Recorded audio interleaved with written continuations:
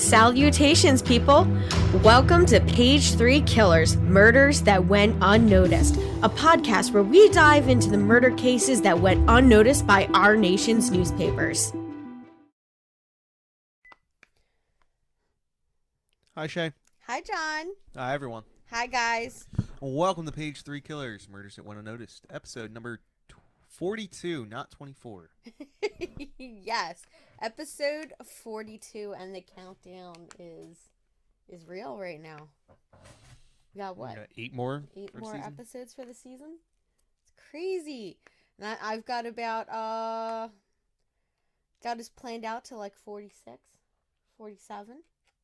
So, yeah. Not gonna lie, I didn't think it'd last this long. No? No. Well, it has, and I've got a doozy for you guys this week. So, but before we get into our topic and what we're talking about, just want to give a couple of shout-outs. Thank you to Chelsea Hargrett and Joe for donating on Patreon. We appreciate your guys' support. If you guys want to become a Patreon supporter and one of our prime suspects, you can just hit us up on Patreon and join for as little as $1. Smash that like button. Is that what I'm supposed to say? I guess so. Is that what all the podcast? That's what all the hip YouTubers are doing. Yeah, that's what the hip All the people say. YouTubers? What do TikTokers do? Is there a like thing on TikTok? Not Because really. you're a TikTok person. No, not really. You can't like a video? Well, you can. Yeah, usually it's like in your thing, like share. So, Okay, there we go. yeah, but that's about it. So this week we're going to be talking about the murder of Shana Grice, and this is in the UK. So we're going back to England, in the Sussex area of England. So super interesting case. I think you guys will enjoy this one. When I read about this one, it was kind of shocking, but at the same time, kind of not. In the sense of police failure. When was this? So this was back in 2015. Okay, so there's no excuse. Yeah. So this is it's about a British teenager. She was murdered by her ex-boyfriend after he had stalked her for quite a few months after their post breakup. Yes. Yes, post breakup, and she had reported it to the police, and they ignored her concerns, and yeah, a whole bunch of stuff goes down, and so yeah, a lot of things went wrong for the police with this one. I mean, I kind of feel bad for the police. It's hard. Stalking is such a difficult crime to kind of suss out. It is. I mean, even here, it's really hard to prove. And I think that's just because people that stalk people just know the laws, how far they can go before it's illegal. Also, like, it's difficult to tell what's just coincidental. Yeah. And particularly if these people have friends in common or other things, like they Live in frequent the same town, frequent the same places businesses. anyway. Yeah. Yeah, which makes it really difficult. So I know we've done one stalking case before, so we got this one here, and I hope you guys enjoy it. So we're going to roll into our news. So for 2015, I pulled out some pretty interesting news stories from England, the United States, around the world kind of thing. Well, people should be able to remember 6 years ago. Yeah, I know. I wonder how many people are like, who listen to us are like 18, and they're like, I was 12 then. I don't remember anything from that year because I didn't pay attention to You know what was going on in the world. When I look back at things from like the early 90s, I always get that, wow, that happened then? Really? I remember only like the super major stuff from the 90s. Yeah. Listen, I can remember the day that Ted Kaczynski got I remember Ted arrested in Kaczynski, 1996. Lorena Bobbitt, Yeah. The Bill OJ. Clinton, OJ, OJ, obviously. Yeah, to name a the few. the OK City bombing. Yeah.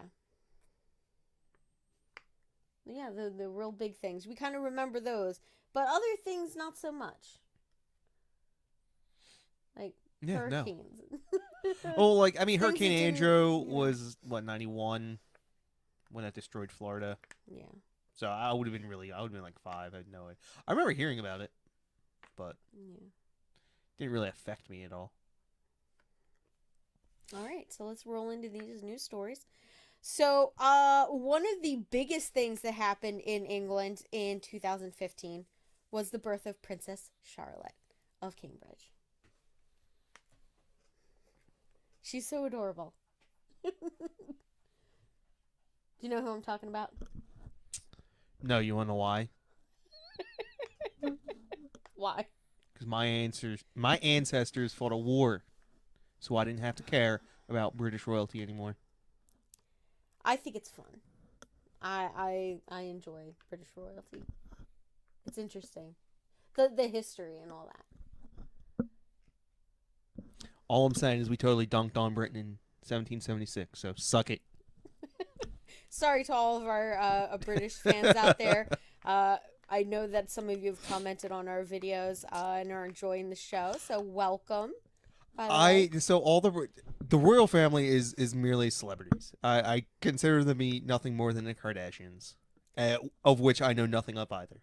So, I mean, Queen Elizabeth is cool because she's she's been through some stuff. Yeah, so our next one is actually about her. On September 11th of 2015, Queen Elizabeth II, having been on the throne for 63 years and 217 days, became the longest reigning British monarch in history and has the longest surviving head of state of any nation in modern history, surpassing Queen Victoria, who reigned 63 years, 216 days upon her death. I would not have guessed she made it into the 1900s. Yeah. Like when I think Victorian age. Yeah. I kind of assumed that ended like 1880s. It was going strong 1880s. Well, would have been like 40 years into it. Yeah. So, yeah, and Queen Victoria passed away on January 22nd of 1901. So there you go. Yeah. Would not have guessed that. Yeah. So do you want to read our next one? Do I have to? Yeah. Oh, you just don't want to try and pronounce these words.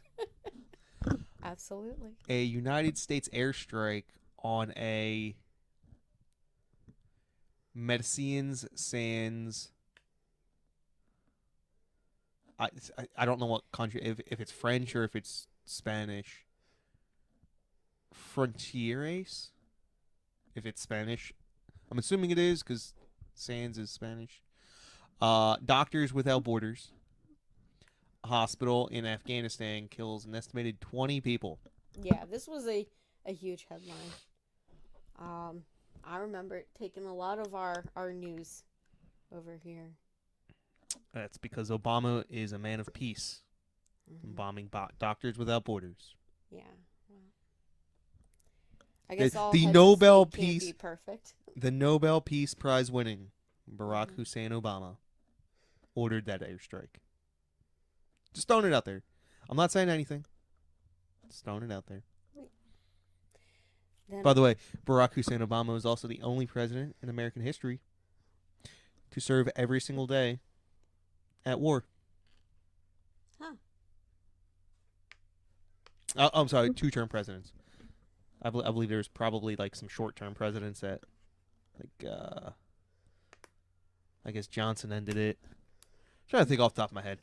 I'm sure there were some short-term presidents who served their entire presidency, but Obama, I guess, and now, I mean, Trump technically did as well, but Trump only did a 1 term. But yes, the Nobel Peace Prize winning Barack Obama is the only president in history to serve every single day as commander-in-chief actively at war, of which we started every single one of them. So let that sink in, and I'm gonna get off my high horse right now. Yeah. Now, on November 13th, 2015, we had multiple terrorist attacks claimed by the Islamic State in Paris, France, resulting in 130 fatalities. And I believe that was the Paris attacks that was dubbed. It's a very unique name, I guess. Where'd it happen? Paris. Yeah, All right, it's a Paris happened in attack. Paris. Yeah. And I believe that one was the one. It was like a couple different places got hit, and it was like super crazy. I remember watching that, cause I was at work, and I was sitting down in the waiting area of L&I in their blue room, which is you're waiting to see an examiner to review some architectural plans, and I just remember watching it on the news as it was happening. Yeah, it was kind of crazy. Or at least our coverage of it was happening. Then on March 21st, the International Criminal Court finds former Congolese Vice President Jean-Pierre Bemba guilty of war crimes and crimes against humanity. The first time the ICC convicted someone of sexual violence, too.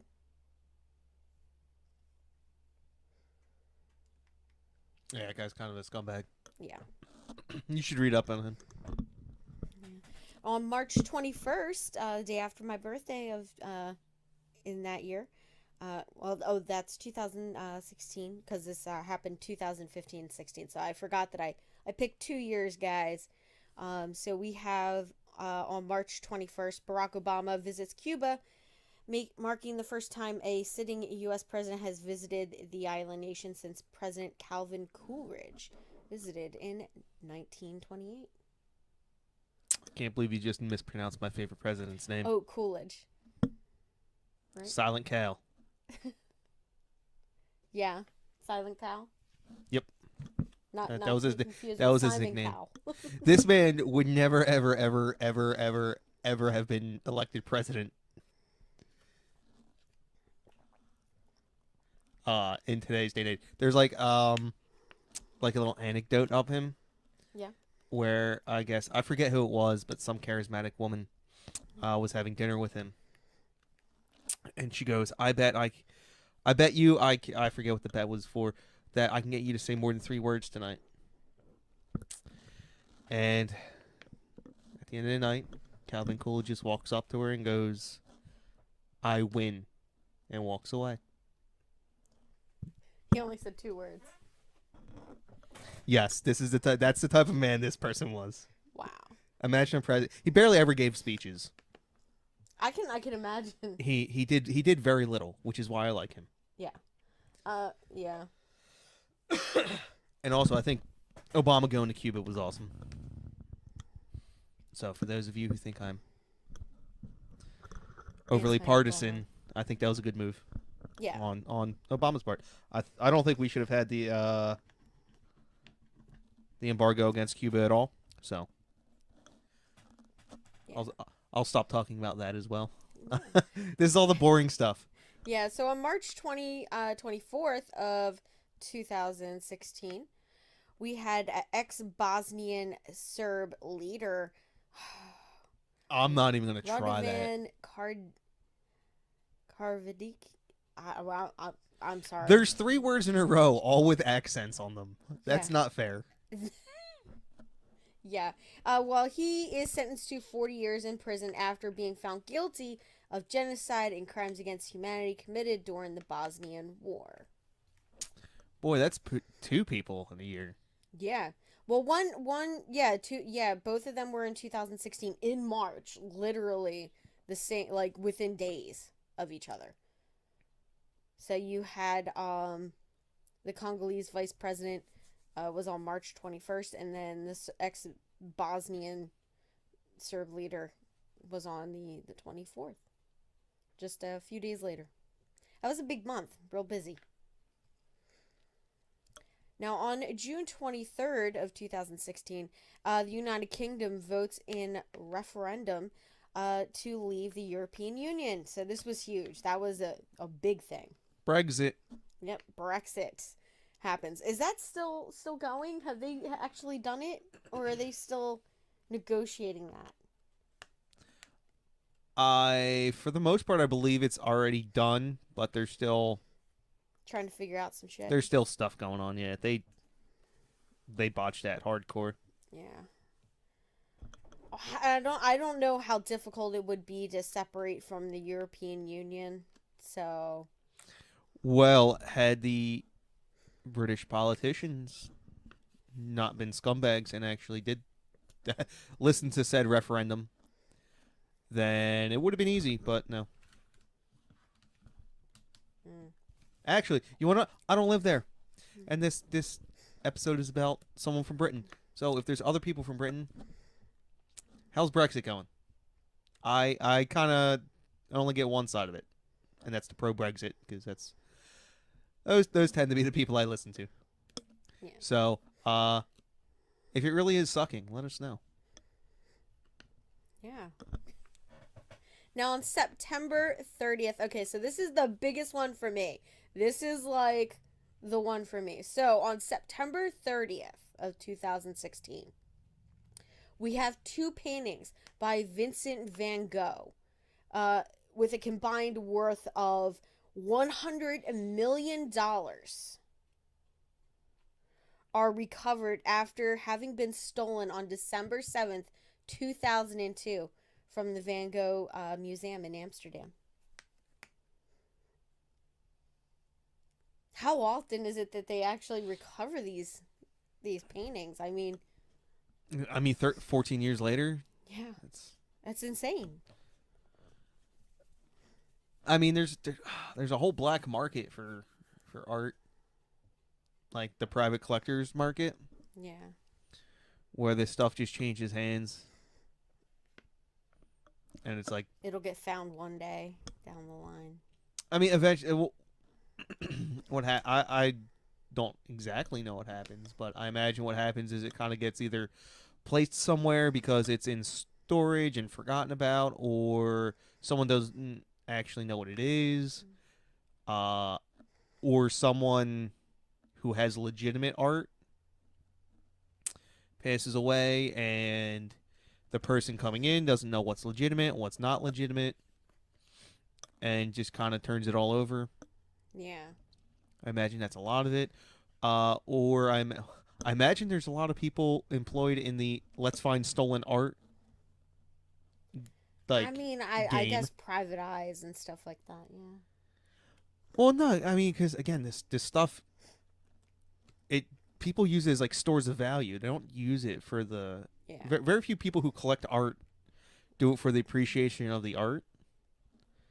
They do it as like on It's the an at this level. investment. When you're talking millions of dollars, it's they use it as stores of value. So like when the stock market goes down, the cost of the painting doesn't go down. Yeah. Supposedly, I mean, there's only whatever,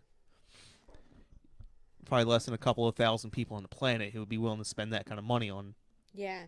on I mean, stuff. if like each one of these paintings was worth $50 million, like that's a large chunk of change. I mean, you probably have about 100 or so museums, and then if I would have to guess, I'd say less than 2,000 people slash families would have the ability or the interest in buying that. Yeah. And I mean a lot of museums, some of the artwork is like on loan from like private collectors. I mean most of them are like donated or given over to them, Yeah. as like a tax write-off kind of thing. Well, I mean, like the Louvre. The Louvre owns the Mona Lisa, that owns several other pieces of Yeah. art. I Yeah, so that story for me was really interesting. I really enjoy that one. Which, by the way, the Mona Lisa is like its estimated value is like $800 million, which is absurd when you think about a painting Yeah. that is approaching $1 billion in value. Like someone theoretically could be willing to part with a billion doll hairs for a I don't painting. listen. I as an artist, I can enjoy the beauty of paintings. I do not find the Mona Lisa to be a particularly beautiful painting. It's a good example of Renaissance painting, I think it's but more the story and the person. yeah. The fact that it was stolen, I'm sure, adds to the Oh yeah, value. Like just that's true. it's a lot of the story and the provenance. Yeah, now they keep it behind, like Yeah, encased. like when it just reminds me of this one example. Paris Hilton had a car get repossessed, and then like Paris Hilton's car went up for auction, and all of a sudden like certain people found out about it. It was a Mercedes SLR, uh, and then like once they found out it was Paris Hilton's, like the car became more valuable. Like the car doesn't drive any different, but the fact that Paris Hilton, the famous photo of Paris Hilton and like Britney Spears and Oh stuff, and yeah, Lindsay Lohan, where yeah, the skirt got rode up and yep. So yeah, that's the car that they were all sitting a in, bit of an and for whatever reason, that just like triples the value of that particular car, yeah. despite the fact that the car itself doesn't drive any better or look any better. It's just a The fact that provenance. somebody else owned it. That and like movie cars that were like specifically seen on screen. Yeah. You know. So I guess that's kind of like what makes the Mona Lisa more valuable. The fact Yeah. that it's the Mona Lisa. Yeah, that's true. Now we're gonna get into our CD side. We're running a little late today. So December Oh my 2nd God. of 2015, two gunmen opened fire at a workplace in San Bernardino, California, killing 14 people before dying themselves in a shootout with police. Afterwards, ISIS did claim responsibility for this, but I do not know if that was ever like 100% substantiated. Nope. Yeah. So I think they were just like, oh, it just scared a bunch of Americans. Yeah, let's claim it, kind of thing. All right. And then in March 22nd of 2016, we have the 2016 Brussels bombings, which is a suicide bombing attack in Brussels airport and metro station that kills 35 people and injures over 300. Yep. Yeah. Then we have on June 12th of 2016, a gunman claims allegiance to the Islamic State, opens fires at a gay nightclub in Orlando, Florida, killing 49 people and injuring 53. I thought that was longer ago. No, I was actually surprised. I didn't realize that it was only 2016. Yeah, I guess it was just right after the San Bernardino. Huh. Yeah. So super crazy. Oh, and the next one. Oh my God. Yeah, and then so this one is super huge for the UK. So on June 16th of 2016, British Labour MP Joe Cox is murdered in West Yorkshire. Yeah. If that wasn't such a tragic event, I'd make a joke. On July 14th of 2016, we have the 2016 Nice truck attack. 86 people are killed and more than 400 others injured in a truck attack in Nice, France during Bastille Day celebrations. There was a lot of terrorists going on. 2016. Yeah. And you forgot about the seediest side of 2016. That was. No, the seediest side. What's the seediest side? Donald J. Trump was elected president. Oh my God, yes. I did. You know what? I was looking at world events. Nobody in the world should have cared who was the American president, but the entire world was watching it. They were just like, we need to know. This is like the biggest soap opera going on overseas, and they were just like, what are the American people gonna do? I'll newsflash. Anyway, let's move on. Because Before we get we're ourselves in 25 trouble. minutes in, and we've probably made like I don't know, like 5 political statements, and now people hate us, no Yeah. matter what side we're on. Sorry guys, we don't mean to be political. We That's not what this show is for. All right. So now we're gonna get into our topic, which is the murder of Shannon Grace. Sorry, Grace. Uh, Is it Grice or yeah, Grice. Grice? Okay. Yeah. So Shanna, 18 years old at the time, she met Michael Lane, who was 26 years old, in 2015. Now that I always found that weird. Like I know it's legal, but like 18 and then anything above like 21, I just think is weird. I think anything over 22 or 23 is I weird. don't know. I still think 18-year-olds are children, so it's like. And then I feel like once you're in your 20s, you're I mean, usually an adult. he's 8 years older than her. I 8 mean, that's years. really not that That's big of a deal if you're talking someone who's like 23 and someone who's 31. Yeah, exactly.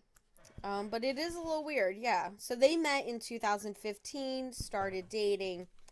Uh, at the time they started dating, they both worked at the Brighton fire alarms company. Ooh, maybe I can get a job there. You guys hiring? I don't know. I'm gonna check their website. We can move to England, Sussex, right? Yeah, I would like that. Move to England. Get out of here. I don't know any of their fire alarm codes, so Uh-oh. that'd be an issue. Well, yeah, that's true. They can't be too different, except for the fact that they don't use the same electrical grid as us. Now, Michael Lane was from Thornhill Rise, Portslade. Portslade? Portslade? Yeah. Near Brighton. Now, once the relationship started between Michael and Shanna, he got a bit obsessive with her. So, he was kind of controlling, obsessive. So she decided, you know what, this relationship isn't for me. So she broke up with him. He had issues, his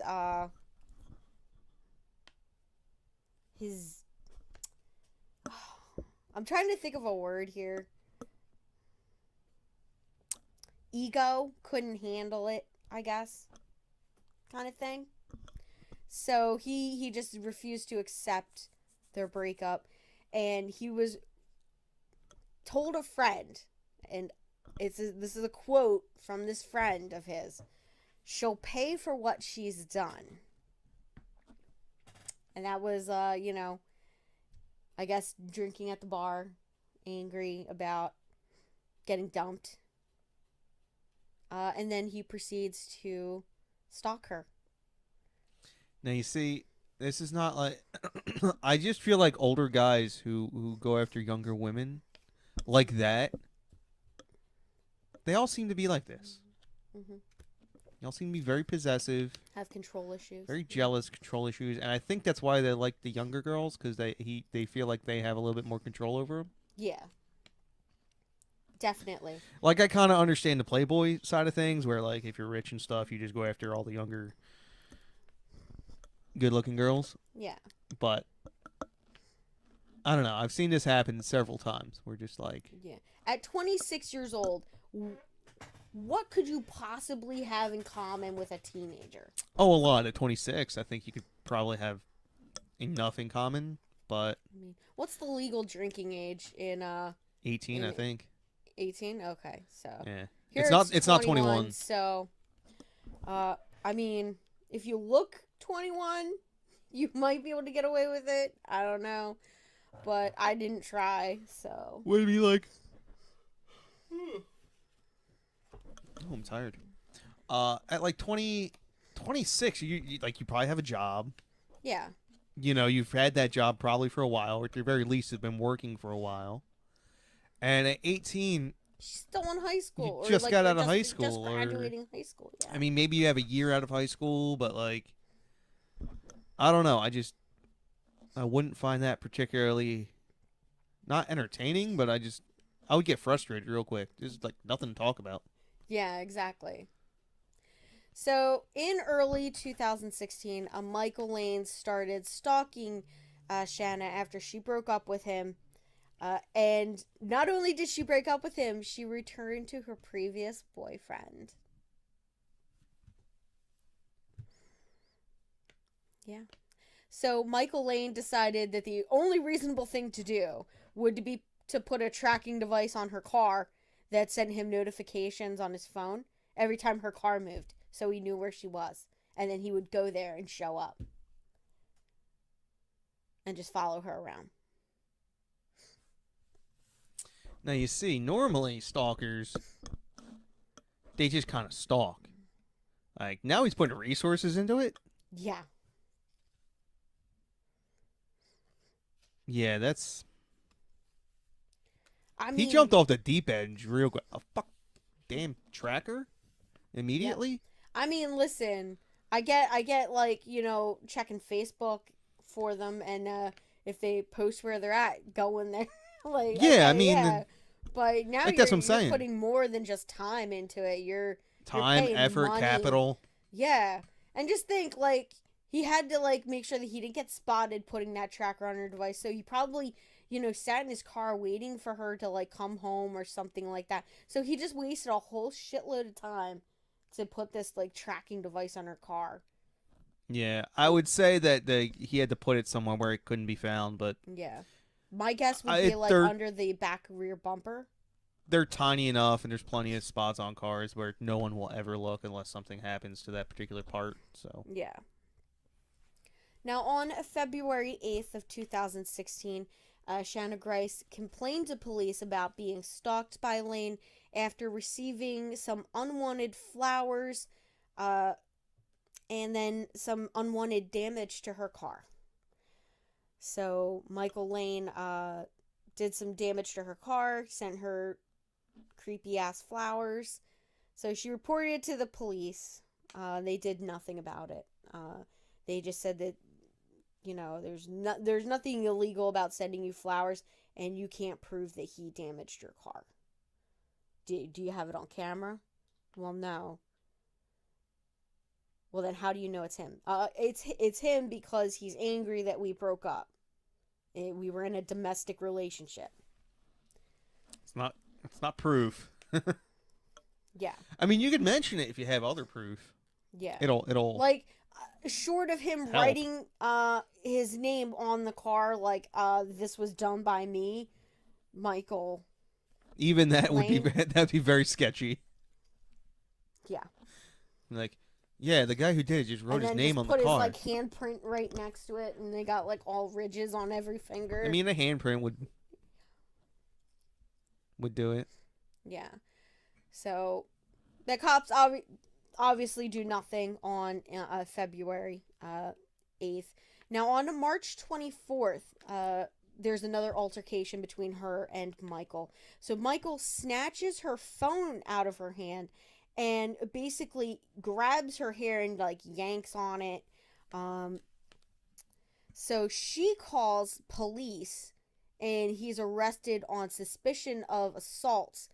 But later, they release him because at the time she did not mention that she had been in a previous relationship with him.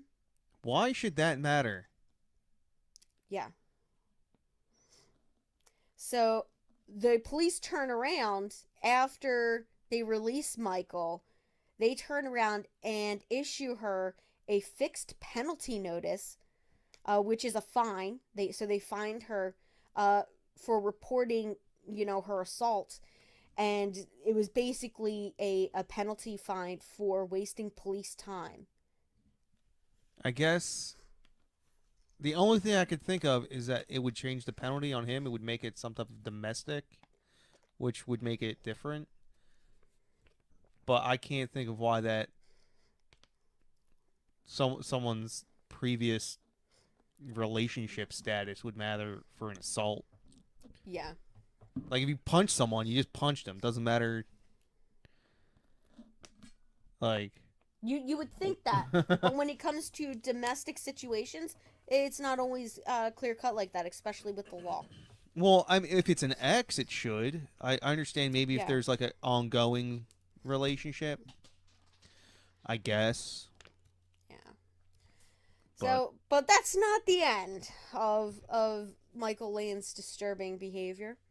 Now, on the 9th of July, Michael Lane uses a stolen key that he stole from Shana. Uh, he lets himself into her home and watches her while she's apparently sleeping. In actuality, Shana was not asleep. She was awake. She got woken up by the footsteps that she heard. So she hid underneath of her duvet and she waited until, the footsteps left. But so she basically was laying there with the head cover over her head, and she could just hear him breathing in her room, like standing over her, watching her, which is kind of creepy. Like, dude, get the fuck out of here with that creepy ass behavior.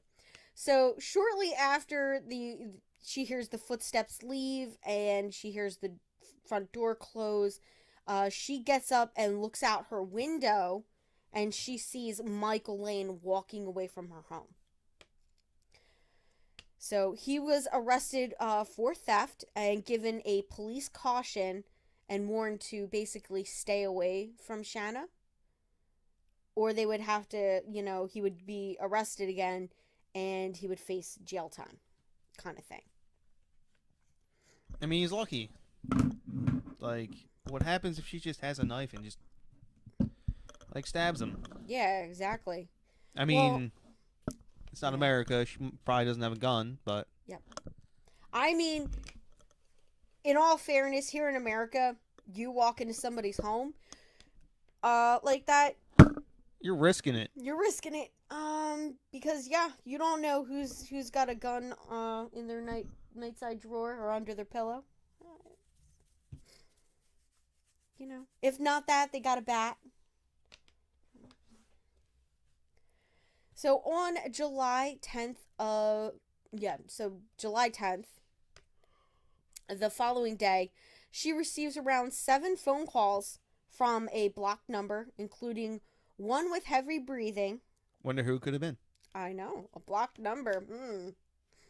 She calls police and told them that they're, reported it, and they told her that there was no further lines of inquiry in the case would be left on file. So they were basically like, well, what do you expect us to do about just random phone calls that you received? Like, can you prove it was him? It's a blocked number. So they did absolutely nothing with that information. So 2 days later, on the 12th of July, she reported to the police that she was being followed by Michael Lane. The police threatened, the police treated the case as a low risk, but the investigating officer would be made aware of her report. So she's doing everything that they recommend in stalking cases. She's reporting everything to the police, so that she can have it on file, because like you have to have that file to prove that there's a crime being committed, that it's not just a once or twice occurrence, that it's like a constant thing. So good for her that she's reporting stuff, but I think at this point she's getting tired of reporting it and nothing happening. Like nobody's told her to get, like, helped her get a order of protection or anything like that. Here in America, we have personal orders of protection that you can get. I mean, it's a piece of paper that just says that this person can't come within, 500 feet of you or something like that. But, that doesn't really help you when somebody's assaulting you or something like that. Piece of paper's not going to stop them, right? It's not going to stop a bullet or a knife. It's a piece of paper. But, you know, it lets them know that you're not kidding anymore. And the famous saying about police: when you need help in seconds, they're minutes away. Yep. That's always how it is. I mean, that's not even a dig on the police. It's just kind of a fact of life. Like you're always the first. You're always the first responder to your own rescue. Yeah. So like, there's like self-defense things that every woman should know. Like when I was living down attending school at Moore College of Art in Philadelphia, the first thing that we had to do at orientation was a self-defense course, which was like kind of, and I mean we're at an all-girls school. I'm gonna go out on a limb and say that it was a sham, as Yeah. most women's self defense courses are, unfortunately. Yeah. It was pretty bad. I got better instruction at the Bucks County Community College. Uh, for I think it was for my physical education course. I had to take like one of their things, and I did the self defense course. And that guy was awesome. And all the guys that were taking the class were like going for police officers. So, that made sense. Got to like pepper spray somebody in the face. Ooh, that's fun. Yeah. Pepper sprayed the teacher. He had So, actually been pepper sprayed so many times that he was like immune to it. or he's one of the 10% of people who is affected by capsaicin. And are you? Absolutely. That shit sucks. Yeah, there's a certain percentage of the population where they just have a natural Immunity. it's not really an immunity. It's like it just doesn't affect them as much. So he's probably one of those people because most people don't mind getting sprayed every once in a while, but for demonstration purposes. But once you've been sprayed once or twice, it, it it doesn't get any better the next time. Yeah. All right. Now on August 4th, uh, Shannon, Shanna basically sees Michael Lane loitering outside of her home. So she confided in a friend of hers, Joanne, that she was afraid the police wouldn't believe her because of her previous fine for wasting police time. So she does not report this incident of him basically standing outside of her residence in a threatening manner. Videotape him. Yeah, that's what I would have done. I mean, it's 2016. All phones had cameras at this point.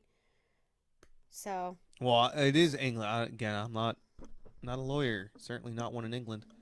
In America, we can record anyone we want. Yep. Basically, as long as they're in public.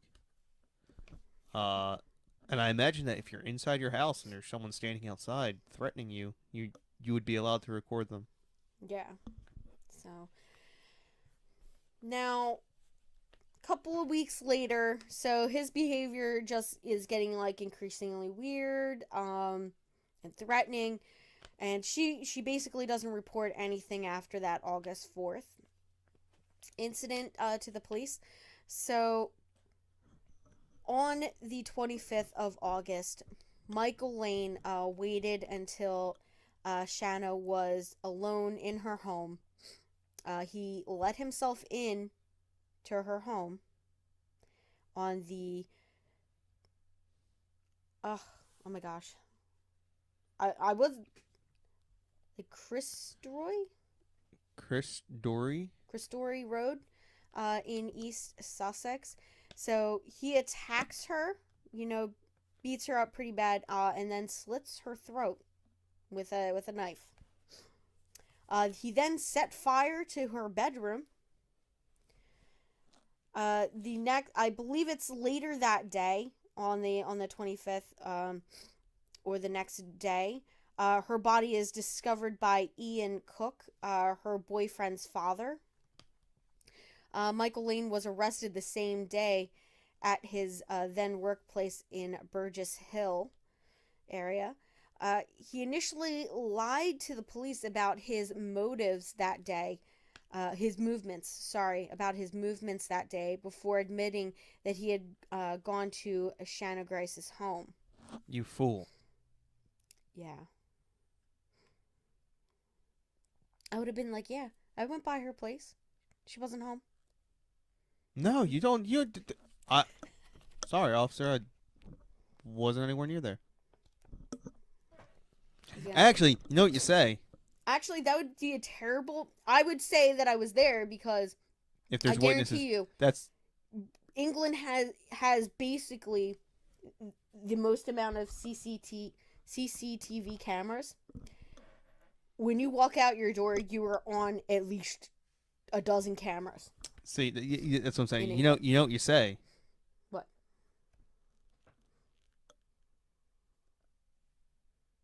Go ahead. Tell me what. What do you say? That's what I say. Nothing.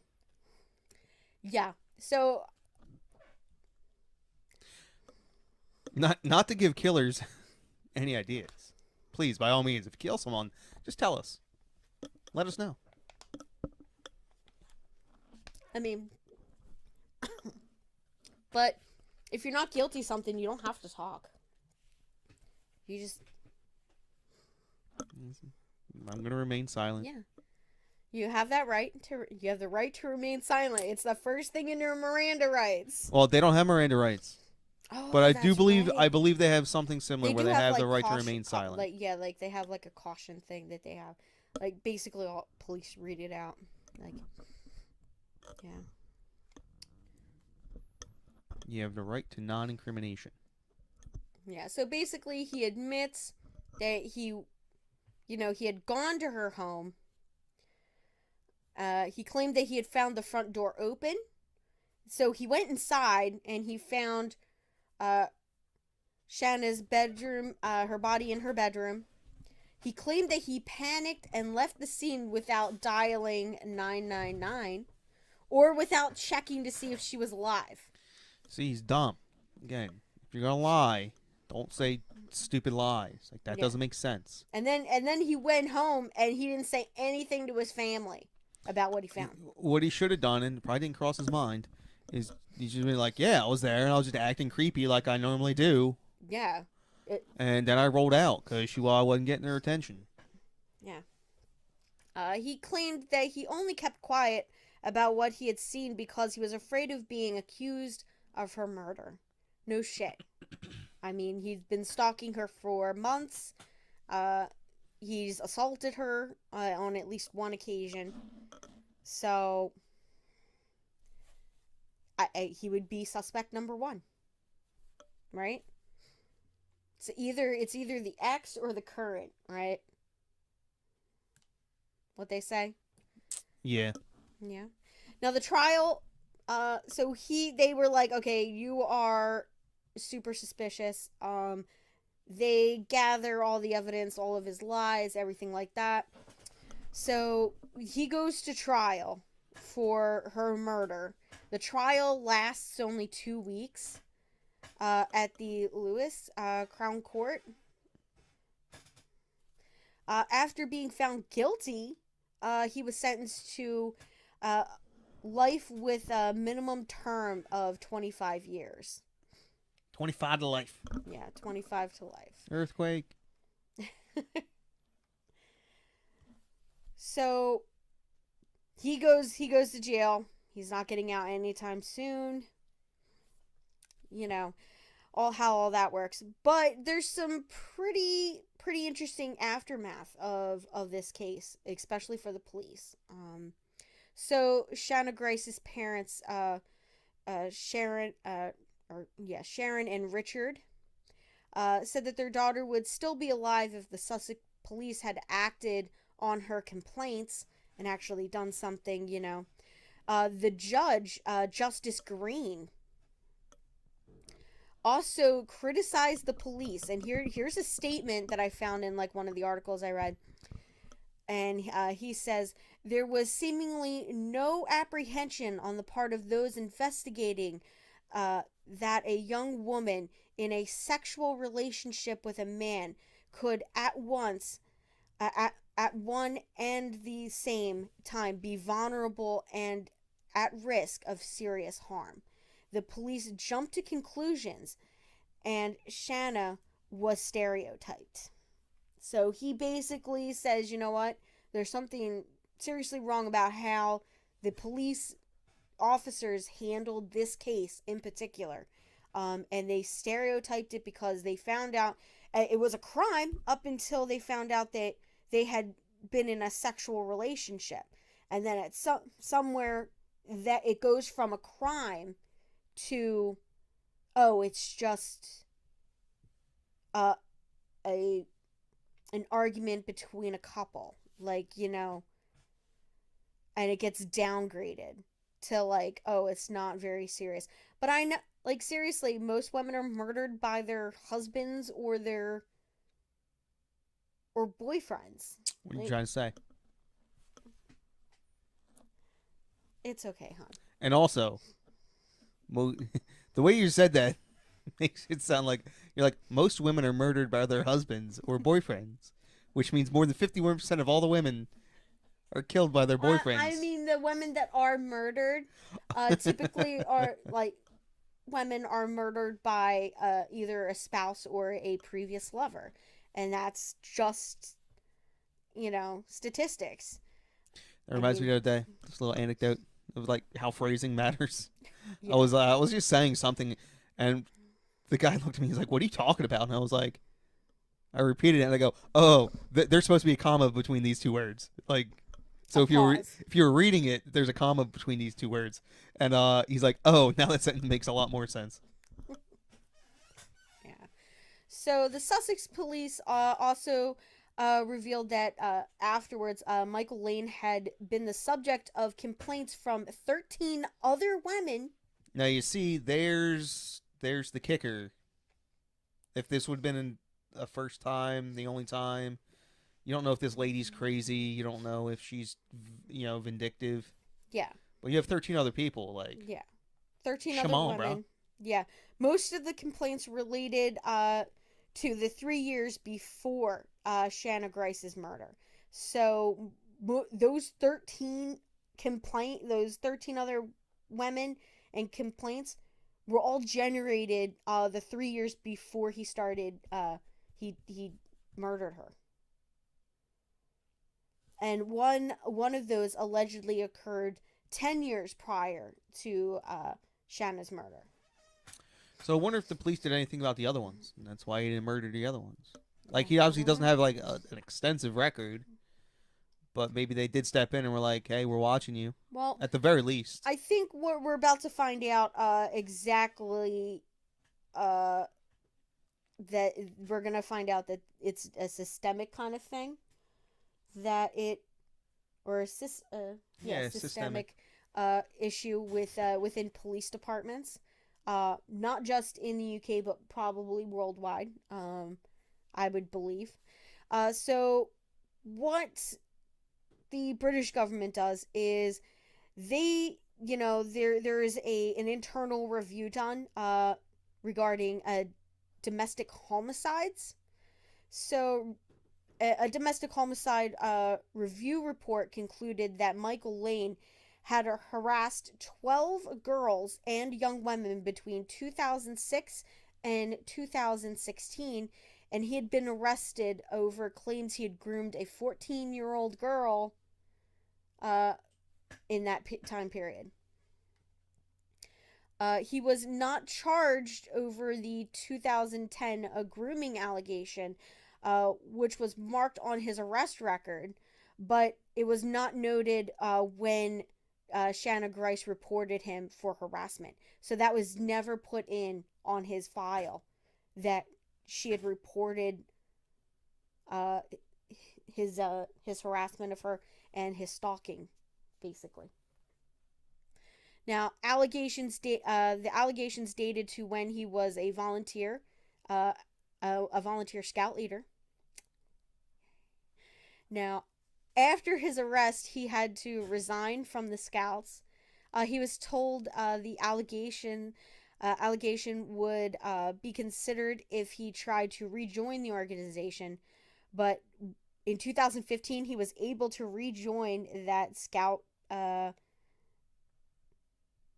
scouting program or whatever, and it basically slipped past them. They didn't realize that he had these allegations on his record. The failure to recognize him was put down to a temporary glitch in the IT system. I just love that.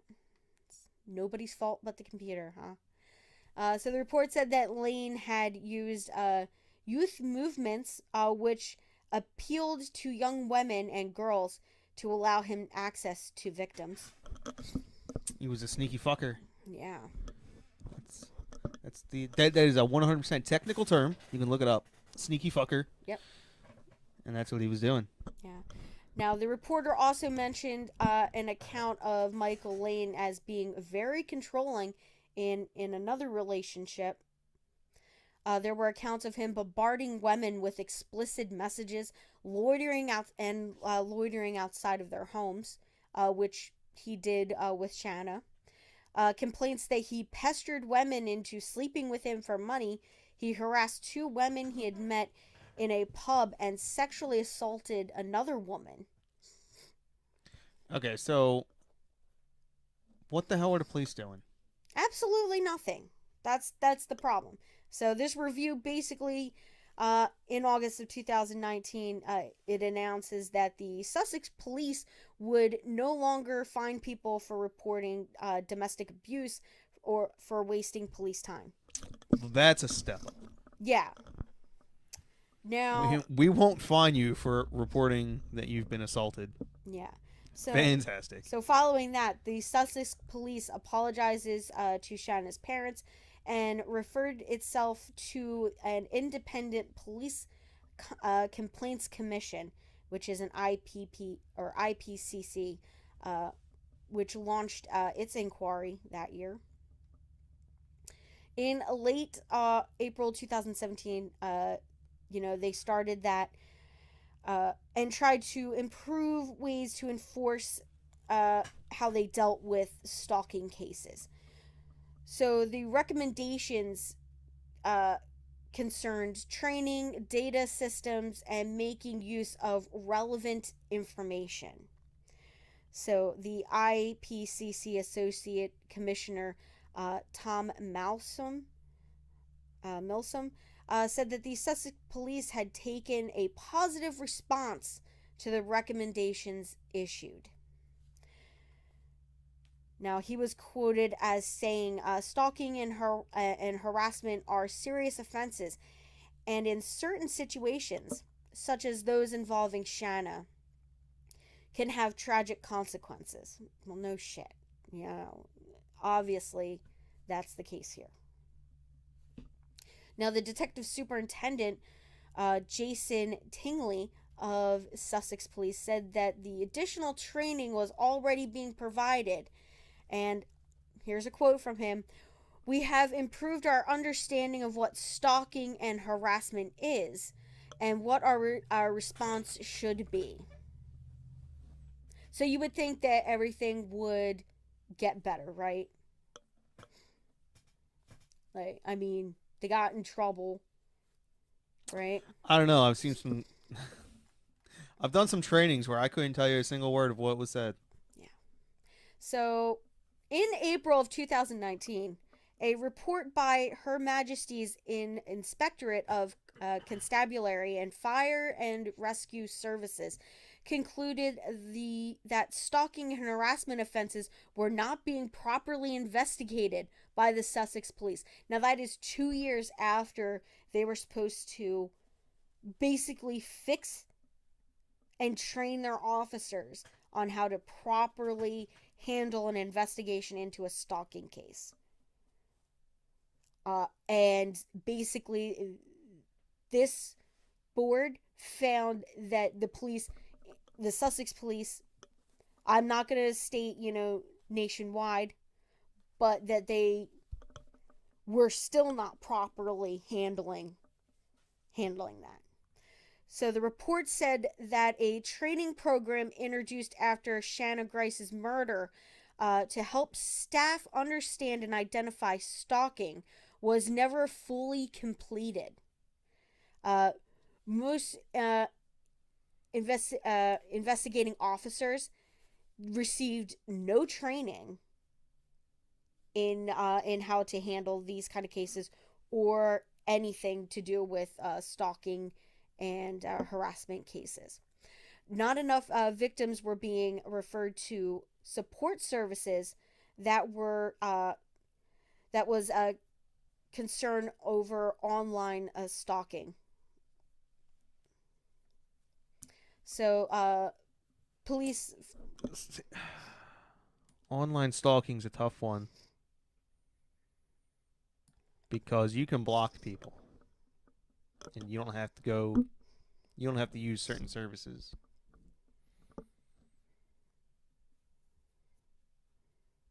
So that one's kind of rough.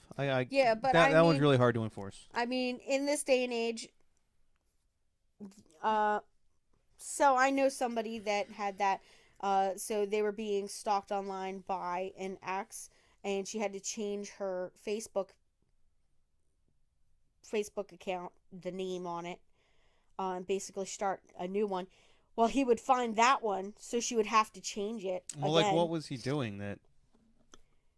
He was like showing up to places where she was. He would know when she's home, like, so she had to stop doing like posting Well, stuff. you probably shouldn't post stuff He like would that anyway. he would like comment on all of her stuff. You can block that. Yeah. Yeah, and she would block him, and then he would just create another one. Uh, No, I'm just saying there's steps you can take online that you can't really take in real life, yeah, and people tend to not do that. yeah. So the forces nationally were. It said that the police forces nationally were not using powers under stalking laws to search suspects' homes, which made investigations less thorough. They also said injunctions were not being used, so victims were not being properly protected. The National Police Chiefs Council was called to make sure police forces around the UK make improvements and that a single definition of stalking be adopted by the police forces and the government departments. So hopefully that will help. I mean, we're 2 years out of that, so I don't know how that's going, guys. Um, I know here we have a huge problem with that because every state has its own stalking laws. Um, and some states it's a lot harsher. California, it really harsh stalking laws. New York has some really harsh ones. Uh, Here in PA, we could use a little work. But yeah. Now, disciplinary actions. So, these police officers are not going to get, well, I mean, they get off with it, but not at the same time, they don't. So, in April of 2019, it was announced that the three officers that handled her case would face disciplinary action the following May. So, there was two officers and one retired officer. They faced gross misconduct proceedings, while another officer was accused of misconduct. Now, PC John Barry Mills resigned from the police before a disciplinary hearing on May 12th or May 10th, 2019 could happen.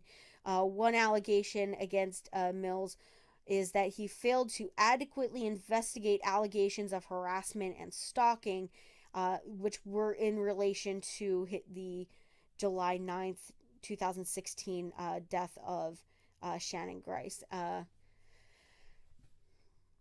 And it was in regards to the complaint that Lane had stolen her back door key and crept into her bedroom and and watched her sleeping. So they said that you didn't, that wasn't properly investigated, and he still had the key. So yeah, she was not called back a few days later, but received a letter stating that the case was closed. So friends said that Shana was angry and could not believe that police had dropped the case and had not reported further instances of stalking as a result of that. It was the last time that she contacted police before Lane murdered her in August. Now, when questioned, PC Mills said that he was alarmed by some of Lane's behavior and admitted that his failure to properly question him was an oversight. Now, the Independent Office of Police Conduct, which was formed in 2018 and took over some of the ICC's functions, or IPCC's functions, stated, resigning from the force does not preclude officers from facing misconduct hearings. So he was still going to go to one, even though he was no longer a police officer. So a forced disciplinary panel ruled that PC Mills failing accounted to gross misconduct, and that if he had not resigned, he would have been dismissed from the police force. Okay. Now, former PC Trevor Godfrey was found by a disciplinary panel in July of 2019 to have committed misconduct by not investigating Shana Grice's complaints of harassment, but that he had not committed gross misconduct. Like, I don't know what the difference is between misconduct and gross misconduct. I guess gross misconduct is just worse. I'm sure there's a legal technical. Like a willingly ignored versus just uh accidentally ignored. I don't know. Yeah, I think it's probably some type of something like a mistake versus like Versus like malice. yeah. So he had been issued. He's the one that issued Shana with the warning for wasting police time, and decided to take it no further action against Michael Lane. So that's the one where Michael got arrested, and they released him and fined her for wasting police time. So PC Trevor Godfrey has since retired, uh, and but they said he would not have been fired had he been still working as a police officer at the time.